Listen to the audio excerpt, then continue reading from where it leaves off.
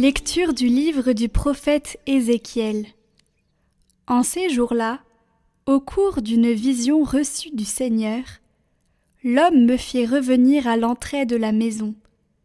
Et voici, sur le seuil de la maison, de l'eau jaillissait vers l'Orient, puisque la façade de la maison était du côté de l'Orient. L'eau descendait de dessous le côté droit de la maison, au sud de l'autel.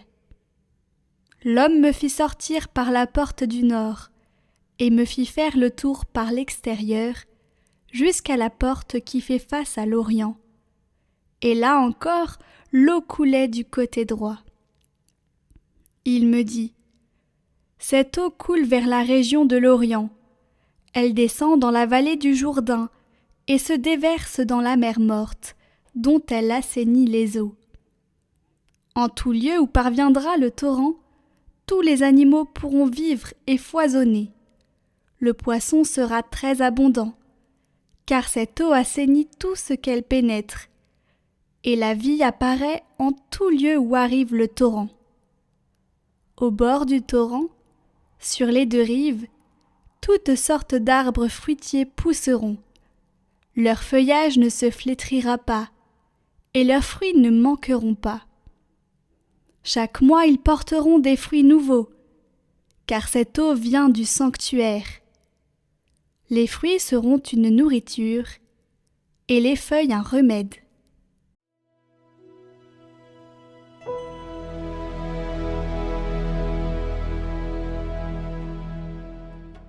Le fleuve, ses bras réjouissent la ville de Dieu, la plus sainte des demeures du Très-Haut. Dieu est pour nous refuge et force, secours dans la détresse toujours offert. Nous serons sans crainte si la terre est secouée, si les montagnes s'effondrent au creux de la mer.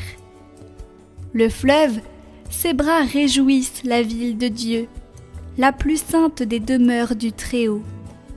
Dieu s'y tient, elle est inébranlable. Quand renaît le matin, Dieu la secourt. Il est avec nous, le Seigneur de l'univers, citadelle pour nous, le Dieu de Jacob. Venez et voyez les actes du Seigneur. Il détruit la guerre jusqu'au bout du monde.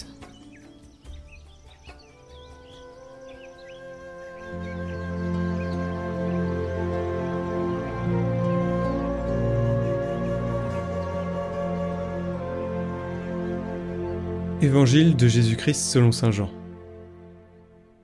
Comme la Pâque juive était proche, Jésus monta à Jérusalem.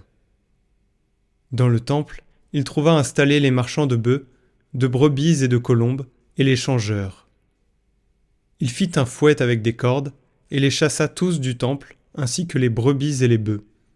Il jeta par terre la monnaie des changeurs, renversa leur comptoir, et dit aux marchands de colombes : enlevez cela d'ici. Cessez de faire de la maison de mon Père une maison de commerce. Ses disciples se rappelèrent qu'il est écrit : l'amour de ta maison fera mon tourment. Des Juifs l'interpellèrent : quel signe peux-tu nous donner pour agir ainsi ? Jésus leur répondit : détruisez ce sanctuaire, et en 3 jours je le relèverai. Les Juifs lui répliquèrent : il a fallu 46 ans pour bâtir ce sanctuaire. Et toi, en 3 jours, tu le relèverais ? Mais lui parlait du sanctuaire de son corps.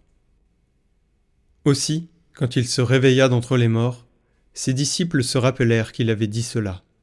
Ils crurent à l'Écriture et à la parole que Jésus avait dite.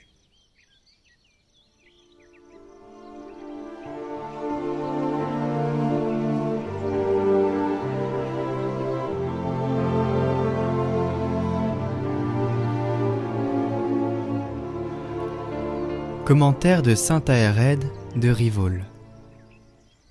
On a souvent entendu dire que Moïse, après avoir fait sortir Israël d'Égypte, a construit dans le désert un tabernacle, une tente de sanctuaire, grâce au don des fils de Jacob. Il faut bien voir, comme le dit l'apôtre Paul, que tout cela était un symbole. C'est vous, mes frères, qui êtes maintenant le tabernacle de Dieu. le temple de Dieu, comme l'explique l'apôtre. Le temple de Dieu est saint, et ce temple c'est vous. Temple où Dieu régnera éternellement. Vous êtes sa tente parce qu'il est avec vous sur la route. Il a soif en vous, il a faim en vous. Cette tente est encore portée dans le désert de cette vie, jusqu'à ce que nous parvenions à la terre de la promesse.